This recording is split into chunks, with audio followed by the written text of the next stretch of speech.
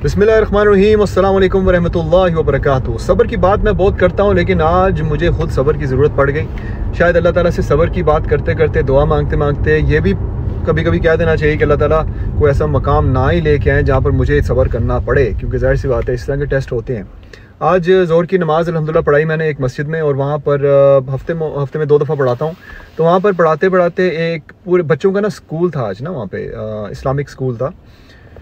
और एक बच्चा आता है, कहता है अंकल मैं नमाज पढ़ाऊँ। तो मैंने कहा नमाज आप तो नहीं पढ़ा सकते अभी, लेकिन इंशाल्लाह आपकी सुनते हैं बाद में, फिर आप पढ़ा देना किसी दिन।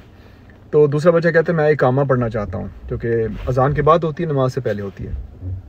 मैंने कहा ठीक है, आप इकामा पढ़ा दें। अगर आप पिछली दफ़ा भी आपने पढ़ाई थी तो ठीक पढ़ी थी, तो आप अभी पढ़ा दें। तो बच्चे ने इकामा पढ़ाना चाहिए, और एक सोमाली बाबा जी आगे, जिनको जो पहले इस बात पे मशहूर है कि माइक नहीं देने देते किसी को, तो उन्होंने कहा जी मैं देता हूँ इकामा, क्योंकि मैंने अजान दी है। मैं कहा हाँ ठीक है, आपने अजान दी है, लेकिन अभी बच्चा इकामा पढ़ना चाहता है और बच्चों की क्लास है अभी, और बच्चे सीख रहे हैं, तो आप इनको इकामा पढ़ने दें। पीछे मस्जिद भरी हुई थी, ऊपर ख़वातीन थी, नीचे हम थे, तो बहुत ज़्यादा लोग थे। तो मैंने कहा आप प्लीज़ कोई सीन ना क्रिएट हो जाए, तो आप बच्चे को दे दें। तो कहते मैंने नहीं देना, बच्चा असर को पढ़ लेगा इकामा। तो मैंने कहा नमाज अभी, असर को क्या पढ़ना है उसने? कहते नहीं बाद में अजान दे। मैं बच्चों की क्लास अभी ख़त्म होने वाली है, आप खुदा के लिए बच्चे को माइक दें, और आप अगली नमाज में आप अजान दे दीजिएगा।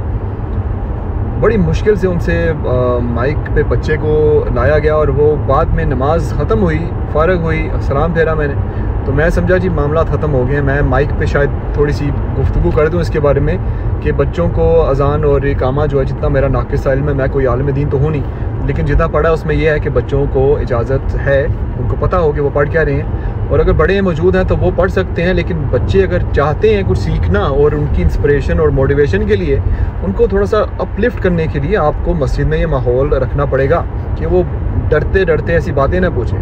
जब इस तरह के बच्चे जब वो मुख्तलिफ प्रोग्राम्स वगैरह में जाते हैं, स्टेज पे नाचना शुरू कर देते, तब इन लोगों को कोई शर्म नहीं आती कि वो उनको कुछ कह सकें।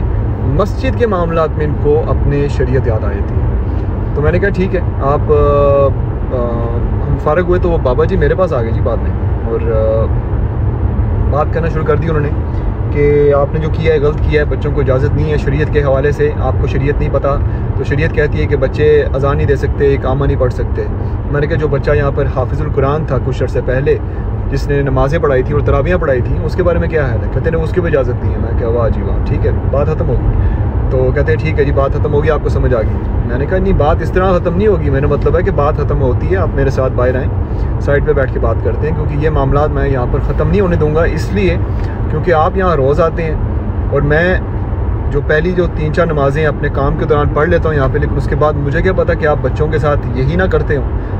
अगर मेरा बच्चा यहाँ पर आता है और किसी दिन कहता है मैं नमाज में अजान देना चाहता हूँ, तो आप उसको कहेंगे जी नहीं देनी तुमने। तो मैं क्या, मैं तो फिर आपको सीधा करूँगा ना बाद में। तो आप मुझे ये बताएं कि आप कहाँ से लेके आ रहे हैं ये इस्लाम जो आप कह रहे हैं कि इजाज़त नहीं है? कहते हैं जी शरीयत में है। मैं क्या, कौन सी शरीयत में? कहते हैं इस्लाम की शरीयत में। मैं क्या, अच्छा कौन से इस्लाम की शरीयत में लिखा हुआ है कि बच्चे को पुश करने के लिए आप इकामा या अजान नहीं पढ़वा सकते? कोई फतवा ऐसा नहीं है। कहते नहीं फतवे हैं, ठीक है। वो निकल गए वहाँ से। असर के टाइम में गया तो मैं सोच रहा था कि मैं इस चीज़ को भुला के साइड पे करके सिर्फ इंतज़ामिया से बात करूँगा, कि जो मैंने कर ली है तो वो इसको डील करेंगे। इन बाबा जी को टोटली अजान से तो फ़र्क किया जाए ना, कि जिन दूसरों को जिनकी तजवीज़ सही है उनको दी जाए, और बच्चों को भी चांस दिया जाए। तो बात होती है असर की। मैं असर पे ऊपर गया, और मैंने जेब में कुछ ऐसे फतावा वगैरह फतवे वगैरह रखे हुए थे, अरबी में और उर्दू में और इंग्लिश में उन्होंने जो है। बाबा जी ने मुझे पीछे से आवाज़ दी। मैं उम्मीद कर रहा था कि ना दे, मैं समझ रहा था कि शायद उनको समझ में आ गया, लेकिन मुझे अब समझ आ रही कि इस उम्र में आके बंदा जो है ना 80 से ऊपर निकल जाए ना, तो शायद आप कुछ ना कुछ आपका दिल करता रहता है कि कुछ होता रहे ड्रामा। और ये मैंने आज नोट किया। उनको मैंने बड़ी इज़्ज़त दी थी, कई सालों से मैं उनको बहुत प्यार से आगे, हमेशा अपनी नमाज़ पढ़ाते हो मैं कहता नहीं आप पढ़ाएँ, आप पढ़ाएँ। वो कहते थे नहीं यू इंग्लिश बोलते थे। तो मुझे आज समझ आ रही थी इस चीज़ की कि शायद कुछ ज़्यादा ही मैंने कर दिया, उनका कुछ लेवल ज़्यादा ही बढ़ा दिया। ये और बात है कि ज़ाहिर हर बंदे की इज़्ज़त करनी चाहिए, लेकिन यहाँ पर कुछ उल्ट हो गया। बाबा जी ने क्या किया जी, मुझे पीछे से आवाज़ दी। मैंने कहा हाँ जी। कहते हैं और पता चला कुछ? मैं किस चीज़ का? जो बात हुई थी ज़ोहर को। मैंने कहा हाँ मुझे पता चल गया, ये फतवा पढ़े। फतवा दे के कहते हैं ये तो पाकिस्तानी किसी ने लिखा है। तो मैंने कहा पाकिस्तानी क्या मुसलमान नहीं होते? कहते नहीं, पाकिस्तानी जो है ना दे डोंट नो एनीथिंग। मैं क्या ठीक है, जिस मस्जिद में आप कई सालों से नमाज़ पढ़ें फिर इसका मतलब है आप पाकिस्तानियों के पीछे पढ़ के आपकी कोई नमाज़ कबूल नहीं हुई। कहते आई नेवर सेड दैट। मैं क्या दैट्स व्हाट यू सेड।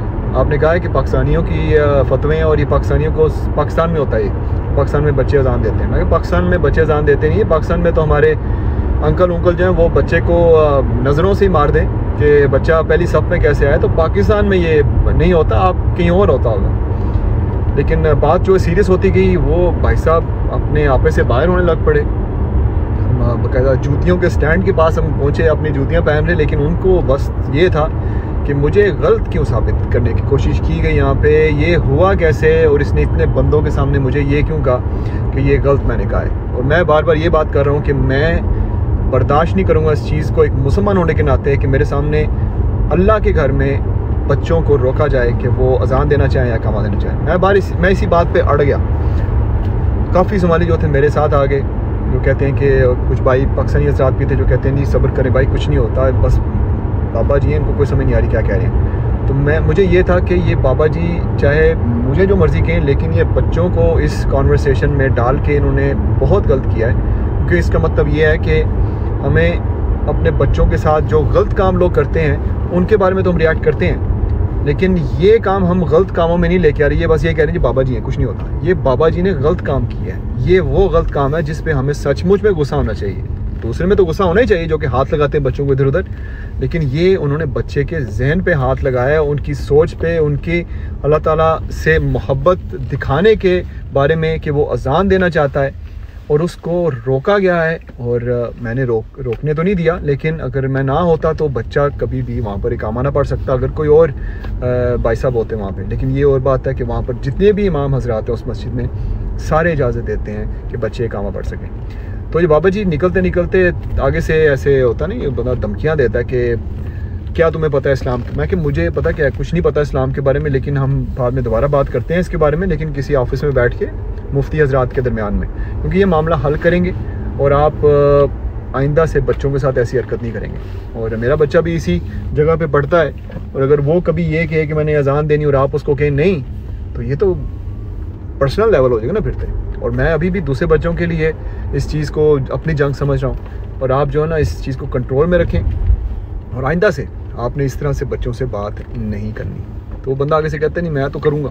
मैं कहा ठीक है, फिर कल देख लेते हैं, कल इंशाल्लाह कोई बात करें इनके साथ और इनका थोड़ा सा दिमाग सीधा करे, क्योंकि अल्लाह ताला जो है ना वो ये सब कुछ देख रहा है, और वो जानता है कि बच्चे जो हैं जो सचमुच में इस वक्त आने वाले वक्त में हमारे इन मसाजिद का फ्यूचर होंगे, उनको अगर आप रोकना शुरू कर दें तो कहाँ का आपका ईमान और कहाँ की आपकी नमाजें और कहाँ का आपका रोज़ा और ज़कात, क्या कुछ आप कर रहे हैं। बच्चों को रोक रहे हैं कि बच्चे नहीं आ सकते, और ख़ुद आपने बस माइक पकड़ा हुआ है, तजवीज़ भी गलत है पूरी अजानों की, और आप पढ़ते जा रहे हो, बच्चों को रोकते जा रहे हैं।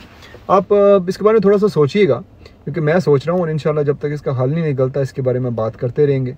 हमारा ये हमारे जो एल्डर जनरेशन है ना, इसमें भी ये चीज़ें काफ़ी ज़्यादा हैं सैडली। तो इंशाल्लाह अल्लाह ताला आसानी करें हम सब के लिए। दुआ कीजिएगा अपने लिए भी और हमारे लिए भी।